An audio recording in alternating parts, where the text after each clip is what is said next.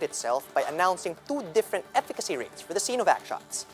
Health Assistant Secretary Eric Tayag distinguished between the vaccine's 50.4 general efficacy rate and its 100% efficacy rate against severe cases. He says these figures simply show that some patients who received Sinovac shots during the clinical trials still contracted the virus, but none of them died or were hospitalized since they only experienced mild to moderate symptoms. In other words, Sinovac was proven to be effective insofar as minimizing the deadliness of the vaccine. In a bid to boost public confidence, Tayag pointed out that millions of individuals have already received the China-made shots without any adverse effects. Akin personally, okay lang po yun na kayo ay matakot, mangamba, mag-alangan. Depende po kasi yun sa nakukuha niyong informasyon at sa inyong mga paniniwala.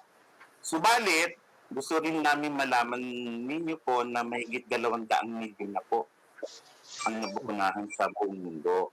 At kung talagang may masamang epekto itong mga bakunang to, ay hindi po yan maitatago, lalabas at lalabas po ang mga katibayan tungkol dyan. Ngayon, kung kayo po ay nag-aalangan, pwede po kayong sumangguni sa inyong mga doktor para mabigyan kayo ng payo. China has approved 2 more domestically produced vaccines for public use. These are the shots manufactured by CanSino Biologics and Wuhan Institute of Biological Products, which is an affiliate of Sinopharm. This raises the number of approved vaccines in China to 4, joining shots from Sinovac and Sinopharm. So far, China has not approved any COVID-19 vaccines developed by Western drug makers.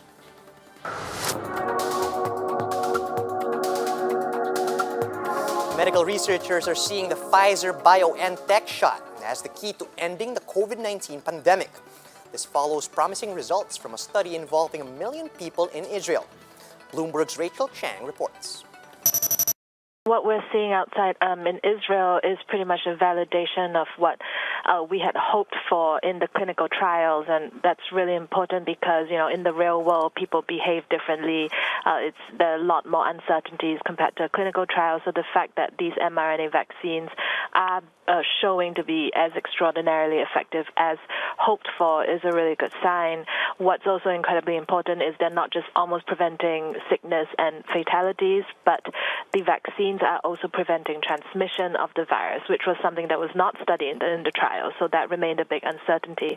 But what we're seeing from Israel is that it did prevent the majority of infections as well, so that means it can actually halt the virus's spread and not just prevent death. So, you know, if this vaccine goes out around the world, that the pandemic will be stopped. The problem, of course, is that we don't have enough supply and a logistical ability to get that around the world. And Rachel, J&J on its way to be approved in the U.S. It's cheering the markets today. Right. So Johnson & Johnson's vaccine, which is the third one to be approved, that should be approved in the U.S., you know, is an example of how we need a variety of different kinds of vaccines to really neutralize the pandemic around the world. So J&J's vaccine is not as effective as the Pfizer one, but it's only a one-shot vaccine, which is really important in places, especially in the developing world, where it's very difficult to get people to come back on for the second shot. So these varieties of different vaccines that can be used in different contexts is what's going to help to end the pandemic. As more COVID variants emerge globally, some manufacturers are now considering creating a third booster shot to further increase patients' immune responses. But will booster shots actually give additional benefits against COVID-19 and its variants? Senior scholar of Johns Hopkins Center for Health Security, Gigi Gronvall, discusses this on Bloomberg Surveillance. So titer refers to your antibody levels. The antibodies are some of your immune responses to the vaccine. And we're used to measuring titers for other diseases. You know, you get your titers checked for tetanus or whatever to see if you need a booster shot.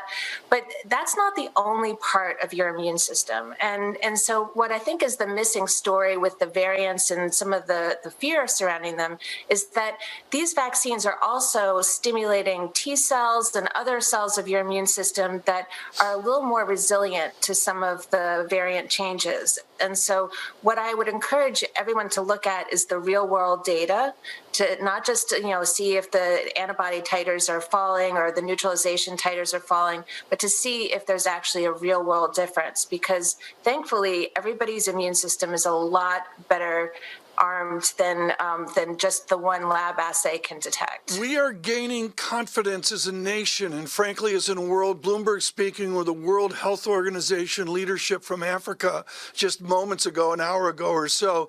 Dr. Gronwald, do you have a building confidence in how we're moving forward? Or again, is there a real mystery? Is there a mystery on the new variants? Well, we're starting to shine a light on the problem. And so before, I think if this was 10 years ago, we wouldn't know about any of these variants until a paper came out 2 years from now. So we are really getting much more on top of them. And maybe we could have been a little bit more proactive, but I think now, I think we're really starting to look for them. But people should be aware that now that we're starting to look for variants, we're probably going to find a lot more. And that's the curse and the benefit of having more information. Dr. Gronwald, based on the information that we've gotten out of Israel, an initial study being published showing that the vaccine was incredibly effective. I'm talking about the Pfizer-BioNTech variation, and this idea that if everything goes according to what that study shows, that really would only take 60 to 70% of the population being inoculated to reach herd immunity. What's your take on that?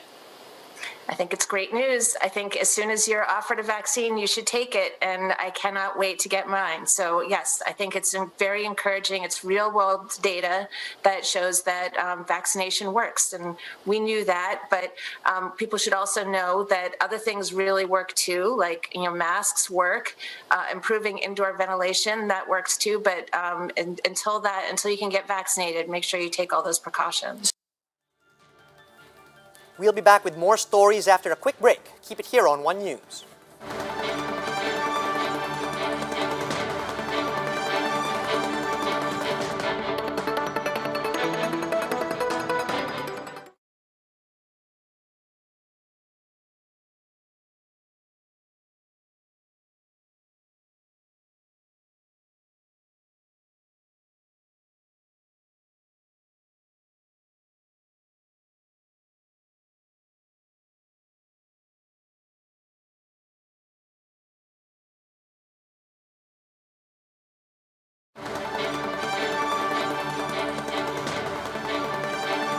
You're still watching One News Now. I'm Charles Lejano.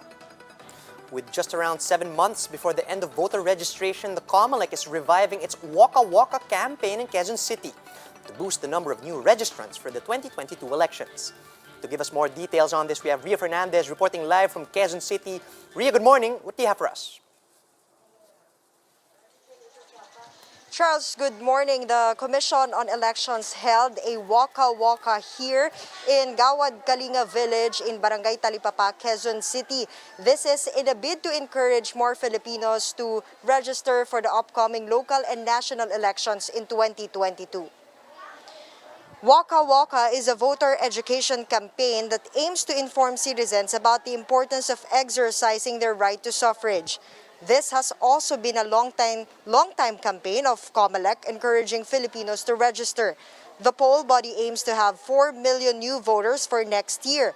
COMELEC spokesperson James Jimenez led a house-to-house campaign and handed residents copies of registration forms this morning. He says they are doing this to help our compatriots who still have no access to internet or are having difficulties in printing forms available online. Jimenez turned over about 1,000 copies of the forms to the barangay office in hopes of having more people, even from adjacent districts, to register. But election officer of QC District 6, Attorney Zenia Magno, clarifies that to complete the process, aspiring registrants still have to present themselves before COMELEC offices. This because they temporarily suspended on-site biometric staking due to COVID-19. Barangay Talipapas officials assure their residents that free transportation will be provided to help them finish their registration process. Residents say Comelec Wakawaka made the voting process seem more convenient to them. The requirements for registration are valid ID stating the resident's current address and their birth certificate. Meanwhile, transferees who have no updated IDs yet can just present a proof of billing plus their birth certificate. Charles, aspiring voters have until September this year to register for the 2022 elections. Comelec registration offices are open from 8 a.m. to 5 p.m. That is from Tuesdays to Saturdays, including holidays. Charles? Thanks for that, Ria. That was Ria Fernandez reporting live from Quezon City. The Agriculture Department is now studying the proposal to raise the price ceiling on pork in Metro Manila. This comes amid protests from hog retailers, traders, and raisers who are barely making any profit due to the price cap and effects of the ASF outbreak. Speaking with Radyo 5's Ted Filon, Agriculture Assistant Secretary Noel Reyes said concerned agencies will provide next week an analysis of the price cap's outcome. Reyes said the DA is now studying the recent data on the hog trade to determine whether it's the time to raise the price ceiling on pork in the metro. Pinag-aaralan pa nga po kasi po ang sabi nila na tumaas na yung bilihan ng biik ngayon. Cost of production po kaya pinag-aaralan niyo po yung datos sa farm gate level prices. So bawat region sa Mindanao, Visayas at Luzon.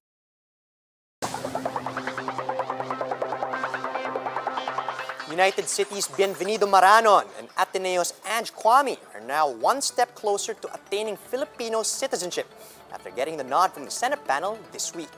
Gretchen Ho tells us more. Aming ligaya na pag may mga api ang mamatay nga dahil sa'yo. Bravo, bravo. How well do you know your lupang hinirang? For Spanish footballer Bienvenido Marañon and Ivorian basketball center Angelo Kwame, it meant getting the Senate Justice Panel's nod to become fully Filipino. And it was a goal. Marañon is an AFC Cup all-time leading goal scorer, while Kwame is UAAP Season 81 Rookie of the Year. They're expected to be a big boost for the Philippine Ascals and Gilas Pilipinas. Both athletes have lived in the Philippines for more than 5 years. Bienvenido had to watch the Ascals to adjust to the Filipino style of play. But physically, in Philippines, they are stronger. And also physically, no? So every time he played the game in Rizal, I was going to the stadium to watch him. A football enthusiast believes now is the time for Marañon to shine. Now that si Phil Young husband and James Young husband has retired, parang the Ascals really need like a really top player to play sa top. I mean, to play as striker, to play as forward. Competing for Team Ceres FC, now United City, brought the Philippines closer to Marañon's heart.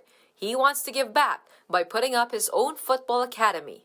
And little by little, through football, I have the opportunity to become professional.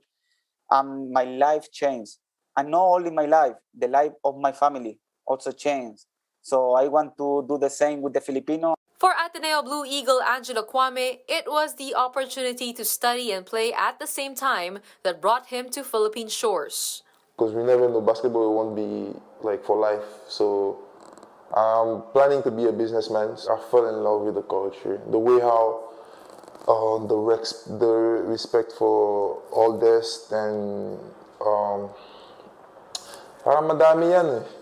Should their naturalization be approved, Kwame will suit up for the upcoming FIBA Asia Cup qualifiers this March in Clark. Meanwhile, Marañon will bolster the country's lineup for the FIFA World Cup qualifiers in China this June. Gretchen Ho, News 5. And those are the top stories of the hour. Join us later at 1 p.m. as we continue to monitor the day's biggest stories. You can also catch One News on the Signal Play app. Just register for a free account at www.signalplay.com and stream One News live anytime, anywhere. I'm Charles Lejano. We are One News.